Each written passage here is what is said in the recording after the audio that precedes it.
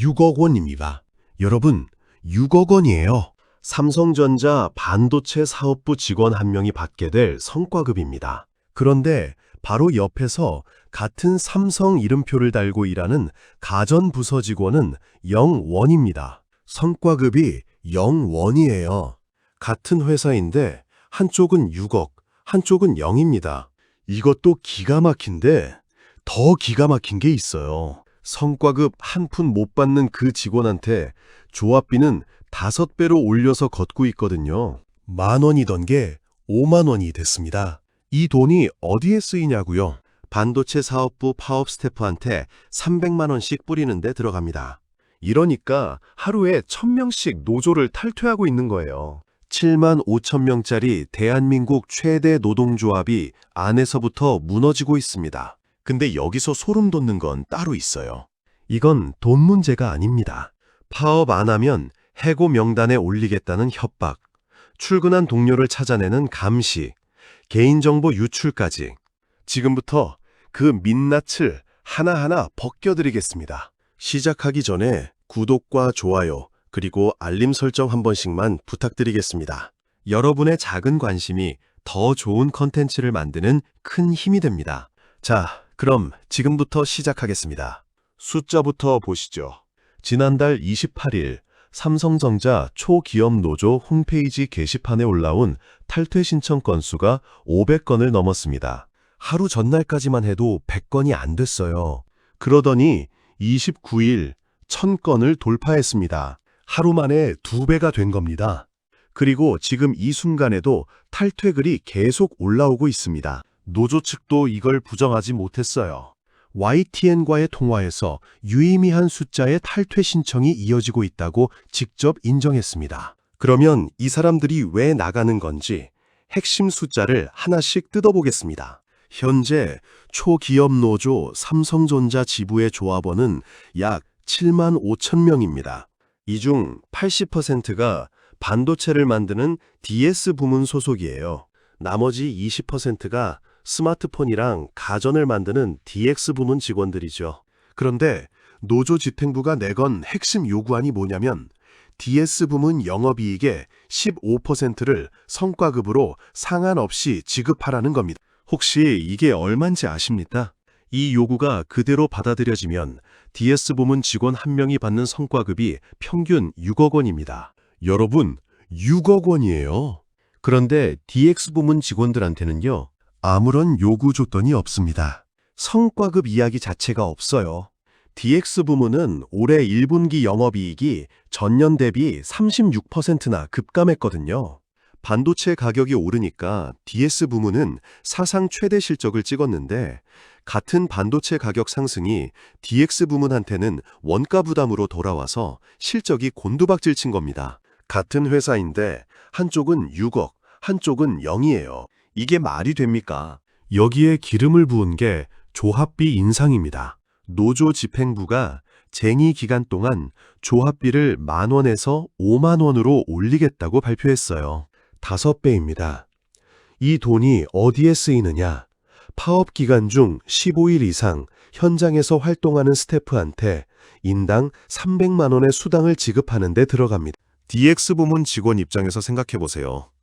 나는 성과급도 못 받는데 내 주머니에서 나간 조합비로 반도체 사업부 사람들의 파업 수당을 대주는 꼴이 된 겁니다. 그런데 이 숫자들만 보면 단순한 돈 싸움 같죠?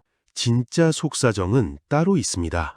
노조 안에서 실제로 무슨 일이 벌어지고 있는지 내부의 목소리를 직접 들어보겠습니다. DX 부문의 한 조합원이 한 말이 있습니다. 타 사업부에 배를 불리기 위한 투쟁의 들러리가 된 기분이라고 했어요. 우리를 위한 대책은 없는데 투쟁 명목으로 조합비만 5배 인상하는 처사를 받아들일 수 없다고 분통을 터뜨렸습니다. 이 말이 지금 DX 부문 직원들의 심정을 가장 정확하게 대변하고 있어요. 그런데 더 기가 막힌 게 있습니다. DS 부문 안에서도 불만이 나오고 있거든요. DS 부문이라고 다 같은 게 아닙니다. DS 부문 안에도 메모리 반도체를 만드는 사업부가 있고 파운드리라고 해서 반도체 위탁 생산을 하는 사업부가 있고 시스템 LSI라는 설계 사업부가 있어요. 이줌 파운드리와 시스템 LSI는 적자입니다. 적자 사업부예요. 그런데 노조 집행부가 뭘 했냐면 이 적자 사업부 직원들한테도 메모리 사업부에 버금가는 대우를 요구한 겁니다. 적자를 내는 사업부 직원한테 6억 원을 달라는 요구가 회사 입장에서 받아들여지겠습니까? 회사 측이 뭐라고 했냐면 사업부 사이에 위화감을 조성하고 경영 근간을 흔드는 요구는 수용할 수 없다고 했습니다. 당연한 이야기죠.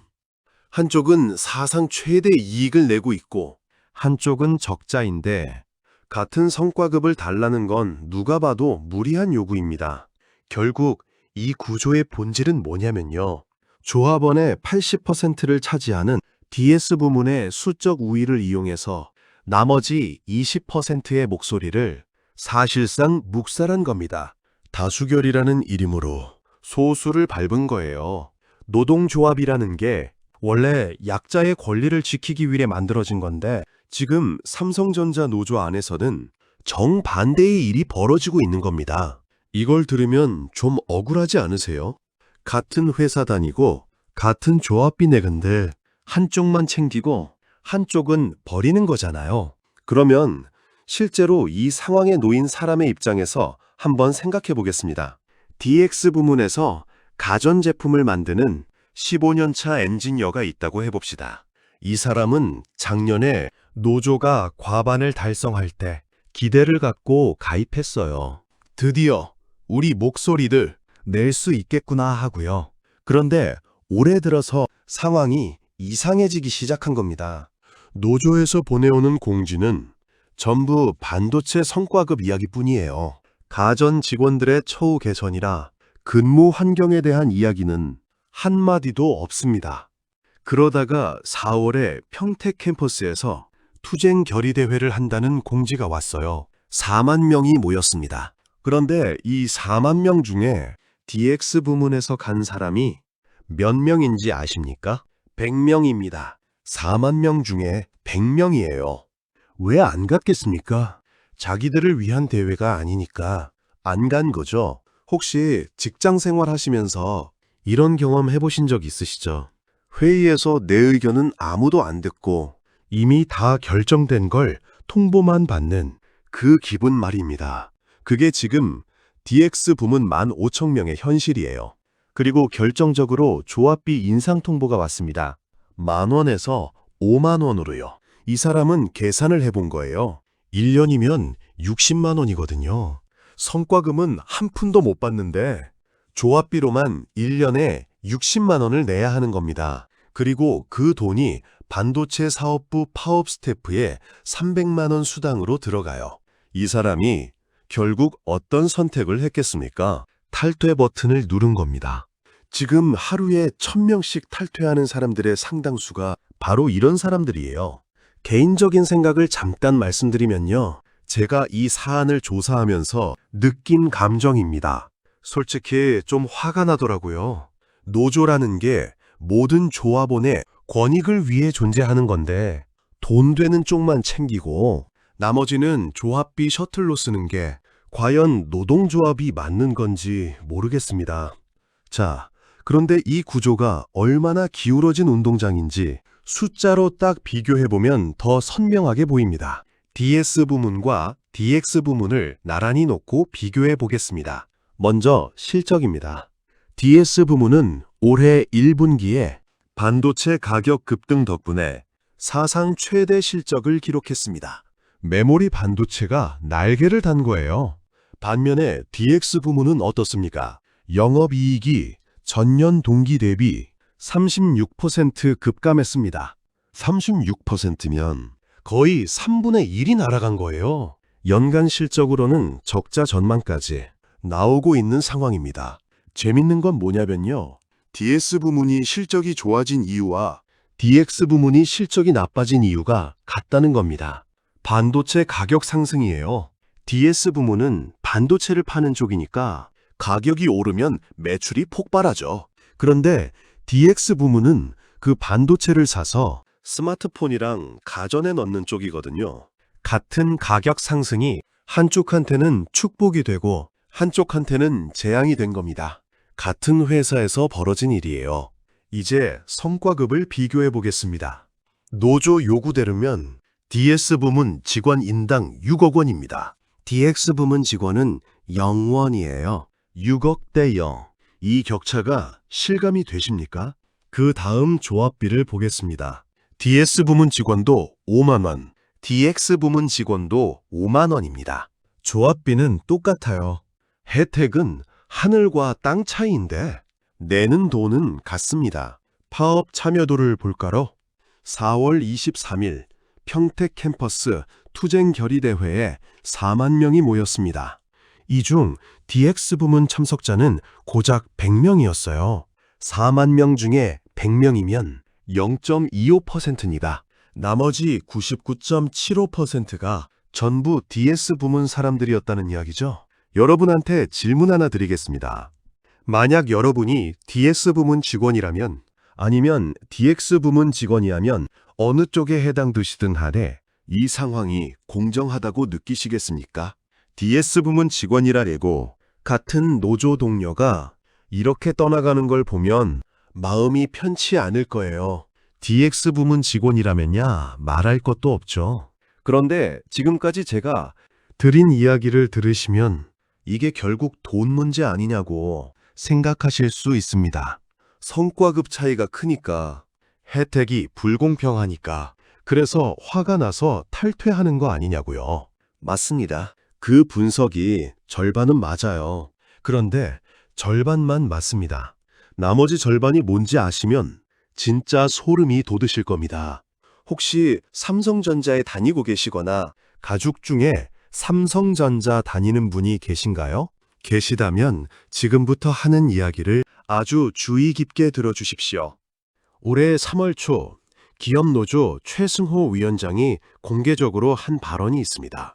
파업 기간에 노조 집행부는 평택 사무실을 점거하고 집회를 진행할 계획이다. 만약 회사를 위해서 근무하는 자가 있다면 명단을 관리해 추후 조합과의 협의가 필요한 강제전배나 해고에 이들을 우선적으로 안내할 것이다. 이 말의 뜻을 정확히 짚어드리겠습니다. 파업에 참여하지 않고 출근해서 일하는 직원이 있으면 그 사람 이름을 적어놨다가 나중에 부서를 강제로 옮기거나 해고할 때 먼저 찍겠다는 뜻이에요.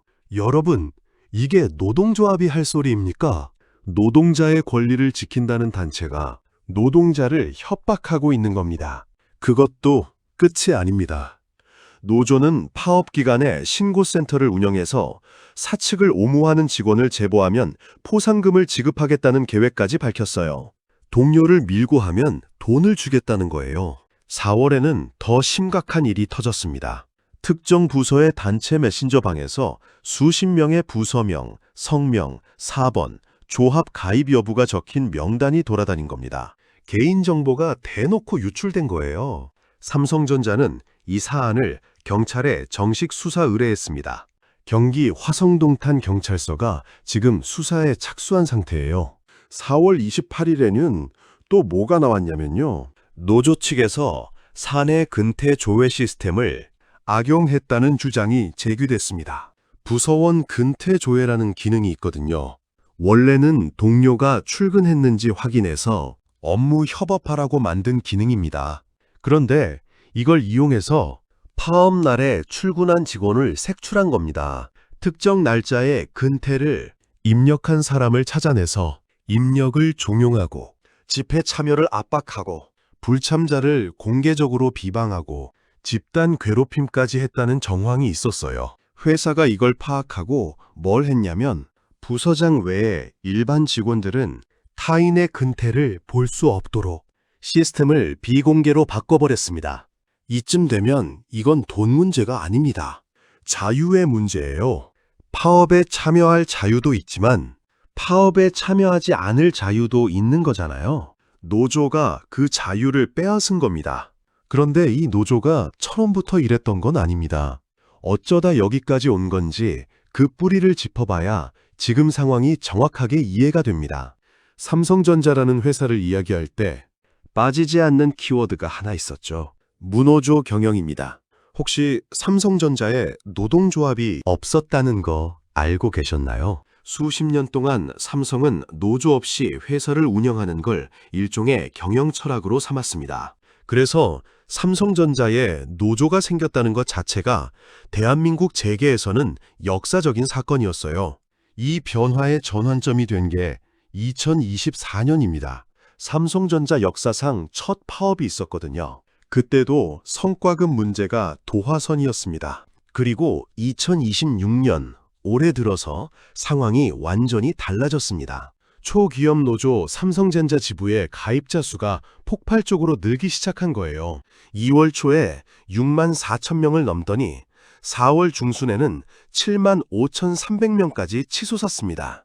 삼성전자 전체 직원 수가 약 12만 8천 명이거든요. 7만 5천이면 과반을 훌쩍 넘긴 숫자입니다. 역사상 처음으로 과반 노조가 된 겁니다. 과반 노조가 되면 뭐가 달라지느냐? 교섭대표 노조 지위를 확보하게 됩니다.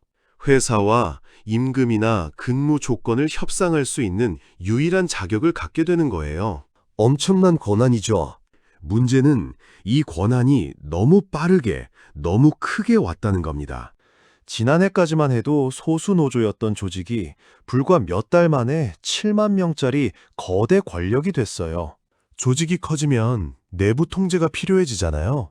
그런데 그 통제의 방향이 잘못된 겁니다. 조합원의 권리를 보호하는 방향이 아니라 집행부의 방침에 따르지 않는 조합원을 압박하는 방향으로 권력이 쓰이기 시작한 거예요.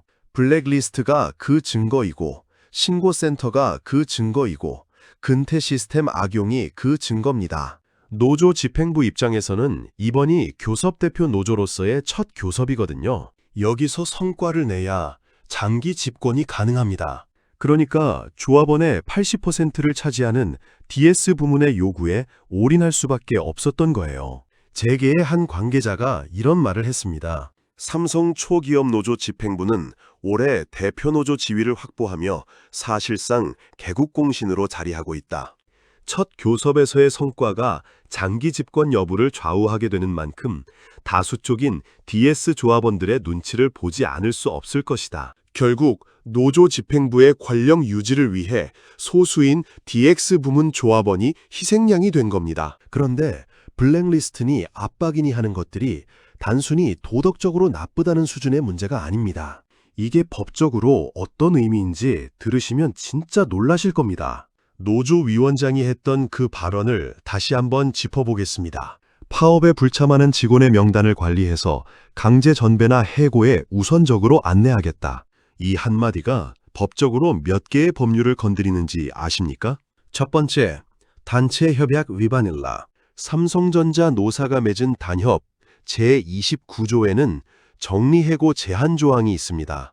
회사는 합리적이고 공정한 해고의 기준을 정하고 이에 따라 대상자를 선정해야 한다고 명시돼 있어요. 파업에 안 나왔다는 이유로 해고 우선 대상에 넣겠다는 건 노조 스스로가 만든 단체 협약을 스스로 위반하는 겁니다. 두 번째, 노동조합 및 노동관계조정법 위반입니다. 노조법 제38조에 이런 조항이 있거든요. 쟁의 행위는 근로를 제공하고자 하는 자의 정상적인 업무를 방해하는 방법으로 행해져서는 안 되며 쟁의 행위 참가를 호소하거나 설득하는 행위로서 폭행이나 협박을 사용하여서는 안 된다. 이걸 위반하면 1년 이하의 징역 또는 1,000만 원 이하의 벌금입니다. 세 번째, 개인정보보호법 위반입니다.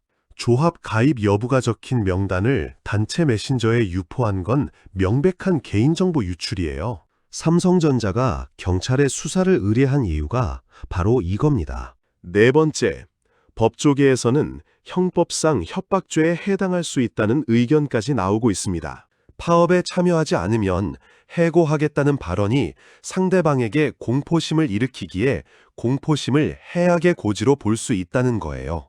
단체 협약 위반, 노조법 위반, 개인정보보호법 위반, 형법상 협박죄 4가지입니다. 하나의 발언과 그에 따른 행동들이 최소 4개의 법률에 저촉될 가능성이 있는 겁니다.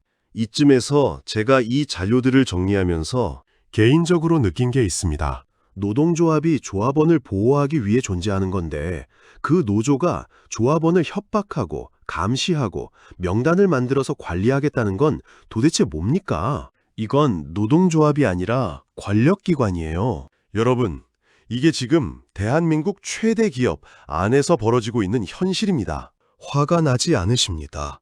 같은 동료를 밀고 하면 포상금을 주고 출근했다는 이유로 괴롭힘을 당하고 내 개인정보가 동의 없이 돌아다니는데 이걸 노동운동이라고 부를 수 있겠습니까? 그런데 이 사태가 삼성전자 안에서만 끝나는 문제가 아닙니다. 이게 밖으로 번지면 그 규모가 상상 이상입니다. 지금 삼성전자 노조는 오는 5월 21일부터 6월 7일까지 18일간의 총파업을 예고하고 있습니다. 삼성전자 창사 이래 최대 규모의 파업이에요. 노조위원전이 직접 밝힌 예상 손실 규모가 있습니다. 최소 20조 원에서 30조 원이라고 했어요. 여러분, 20조 원입니다. 이게 어느 정도 규모인지 감이 잘 안 오실 수 있으니까 비유를 하나 드리겠습니다. 20조 원이면 대한민국 국방 예산의 3분의 1에 해당하는 돈이에요. 그 돈이 18일 만에 증발할 수 있다는 겁니다. 그런데 이게 단순히 삼성전자만의 손실로 끝나지 않거든요. 도미노처럼 번집니다. 첫 번째 도미노, 생산 차질입니다. 삼성전자 반도체 생산 라인이 멈추면 글로벌 메모리 반도체 공급에 직격탄이 날아갑니다. 지금 전 세계가 HBM이라고 하는 고대역폭 메모리 전쟁 중이거든요. 엔비디아를 비롯한 AI 반도체 업체들이 HBM을 확보하기 위해 혈안인 상황에서 삼성전자 라인이 멈추면 고객사들이 어떻게 하겠습니까? 두 번째 도미노, 고객사 이탈입니다. 반도체 업계에서 납기를 못 지키는 건 치명적이에요. 한 번 신뢰를 잃으면 돌아오지 않습니다. SK하이닉스나 마이크론 같은 경쟁사한테 물량이 넘어가는 거예요. 세 번째 도미노, 대외 신뢰도 추락입니다. 글로벌 기업들이 삼성전자에 발주를 줄 때 가장 중요하게 보는 게 안정적인 공급 능력이거든요. 파업으로 생산이 멈출 수 있다는 인식이 한번 박히면 장기 계약에 치명적입니다. 네 번째 도미노, 미래 투자 위축입니다. 신뢰도가 떨어지면 투자 유치가 어려워지고 투자가 줄어들면 신규 라인 증설이 늦어지고 증설이 늦어지면 기술 격차가 벌어집니다. 다섯 번째 도미노, 여기가 가장 아이러니한 부분인데요. 결국 고용 불안으로 돌아옵니다. 노동자의 권익을 위해 시작한 파업이 노동자의 일자리를 위협하는 결과를 낳는 거예요. 혹시 가족 중에 반도체 관련 업종에 종사하는 분 계세요? 삼성전자 본사뿐 아니라 수천 개의 협력업체, 장비업체, 소재업체가 삼성전자 생산 라인에 매달려 있거든요. 평택, 화성, 기흥 일대의 지역 경제가 통째로 흔들릴 수 있는 문제입니다. 삼성바이오로직스도 지금 파업 중이에요. 삼성바이오는 지난 5월 1일부터 전면 파업에 들어갔고 조합원 4,000명 중 2,800여 명이 참여하고 있습니다. 사측은 닷새 간의 파업으로 1,500억 원 규모의 손실이 발생할 것으로 추산하고 있어요. 삼성전자와 삼성바이오가 동시에 파업하는 상황이 온 겁니다. 이건 삼성그룹 전체의 위기예요. 그런데 여러분, 이 이야기가 삼성전자 직원들만의 이야기라고 생각하시면 안 됩니다. 당신의 주머니에도 영향이 옵니다. 반도체 공급이 차질을 빚으면 가장 먼저 영향을 받는 게 뭘까요? 스마트폰 가격입니다. 여러분이 쓰고 계신 그 스마트폰 안에 삼성전자 반도체가 들어가 있거든요. 갤럭시뿐만이 아닙니다. 전 세계 수많은 스마트폰과 서버와 노트북에 삼성전자 메모리가 들어갑니다. 공급이 줄어들면 가격이 올라가는 건 기본적인 경제 원리죠. 가전제품도 마찬가지예요. 냉장고, 에어컨, 세탁기 안에도 반도체가 들어갑니다. 자동차도 그렇고요. 지금 AI 서버 수요가 폭발하고 있는데 삼성전자 메모리 공급이 줄어들면 AI 관련 서비스 비용도 올라갈 수 있습니다. 이건 먼 나라 이야기가 아니에요. 여러분이 매일 쓰는 물건의 가격이 오를 수 있다는 뜻입니다. 그리고 투자를 하고 계신 분들은 이미 느끼고 계실 겁니다. 삼성전자 주가에 대한 불확실성이 커지고 있다는 걸요. 제가 투자를 권유하거나 말리는 게 아닙니다. 그건 전문가에게 상담하실 문제예요. 다만 사실관계만 말씀드리는 겁니다. 대한민국 시가총액 1위 기업의 생산 라인이 18일 동안 멈출 수 있다는 건 경제 전체에 영향을 미치는 사안이라는 거예요. 혹시 국민연금 가입하고 계시죠? 국민연금이 삼성전자 주식을 얼마나 보유하고 있는지 아십니까? 국민연금은 삼성전자의 최대 주주 중 하나예요. 삼성전자 주가가 흔들리면 국민연금 수익률에도 영향이 가는 겁니다. 이 이야기는 남의 이야기가 아닙니다. 시청자분들 입장에서 보면 개인적인 생각입니다만 우리가 매달 꼬박꼬박 내는 국민연금이 이런 상황에 노출돼 있다는 게 참 불안하지 않을 수 없어요. 이건 삼성전자 직원만의 문제가 아니라 대한민국 국민 전체의 문제입니다. 혹시 주변에 삼성전자 협력업체에 다니시는 분이 계시다면 한번 여쭤보세요. 요즘 분위기가 어떠냐고요? 아마 상당히 긴장하고 계실 겁니다. 그렇다면 이 복잡하게 꼬인 실타래를 도대체 어떻게 풀어야 하는 걸까요? 해법을 이야기하려면 문제의 당사자별로 나눠서 봐야 합니다. 먼저 노조 집행부가 당장 해야 할 일이 있습니다. DX 부문 조합원을 위한 별도의 요구안을 마련해야 해요. 지금 노조가 내건 요구안에는 DS 부문 영업이익의 15% 성과급, 인당 3천만 원 격려금, 평균 14% 임금 인상이 들어가 있는데 이 중 DX 부문 직원들에게 직접적으로 해당되는 항목이 사실상 없거든요. 7만 5천 명의 조합원을 대표한다고 하면서 20%의 요구를 아예 빼놓은 건 대표성의 근본을 스스로 허무는 행위입니다. DX 부문 실적이 안 좋다고 해서 요구할 게 없는 건 아니에요. 근무 환경 개선, 사업 재편 과정에서의 고용 안정 보장, 적자 사업부 직원에 대한 전환 배치 지원 같은 것들은 지금 당장 테이블에 올려야 할 의제입니다. 두 번째로 조합비 인상 문제를 재논의해야 합니다. 쟁의기간이라고 해서 조합비를 5배로 올리면서 그 돈을 특정 사업부의 파업수당으로 쓰는 건 조합비를 내는 전체 조합원의 동의 없이는 정당성을 확보할 수 없어요. 최소한 DX 부문 조합원에 대해서는 인상분을 면제하거나 차등 적용하는 방안을 검토해야 합니다. 세 번째, 블랙리스트는 즉각 철회해야 합니다. 이건 타협의 여지가 없는 문제예요. 파업에 참여하지 않을 권리는 헌법이 보장하는 기본권입니다. 노조가 이 권리를 침해하는 순간 노동운동의 정당성은 사라집니다. 신고센터 운영 계획도 마찬가지고 근태 시스템을 이용한 어떤 형태의 감시도 중단돼야 해요. 이번에는 회사 측 이야기를 해보겠습니다. 삼성전자 경영진도 할 일이 있어요.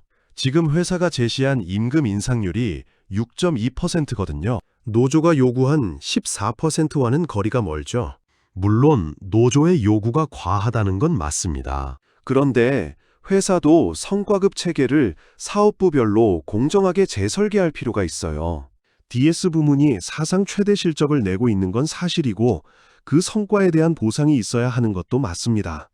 그렇다고 DX 부문 직원들이 같은 회사에서 같은 시간을 일하면서 보상의 사각지대에 놓이는 건 장기적으로 조직의 결속력을 무너뜨립니다. 사업부별 실적에 연동하되 최소한의 공통보상 체계를 만드는 게 회사의 숙제예요. 마지막으로 우리가 시청자인 여러분이 지켜봐야 할 것이 있습니다. 5월 21일입니다. 이 날짜를 기억해 두십시오. 삼성전자 노조가 총파업에 돌입하는 날이에요. 18일간의 파업이 실제로 강행되는지, 중간에 노사가 타협점을 찾는지, 아니면 더 큰 충돌로 번지는지, 이 결과에 따라 삼성전자의 미래만이 아니라 대한민국 반도체 산업의 방향이 달라질 수 있습니다. 여러분의 생각은 어떠신지 궁금합니다. 노조의 요구가 정당하다고 보시는지 아니면 과하다고 보시는지 댓글로 자유롭게 남겨주세요. 구독과 좋아요는 더 나은 콘텐츠를 만드는데 큰 도움이 됩니다. 알림 설정까지 해두시면 새로운 영상을 가장 먼저 만나보실 수 있습니다. 5월 21일 이후 상황이 어떻게 전개되는지 후속 영상으로 반드시 다루겠습니다. 다음 영상에서 또 만나겠습니다.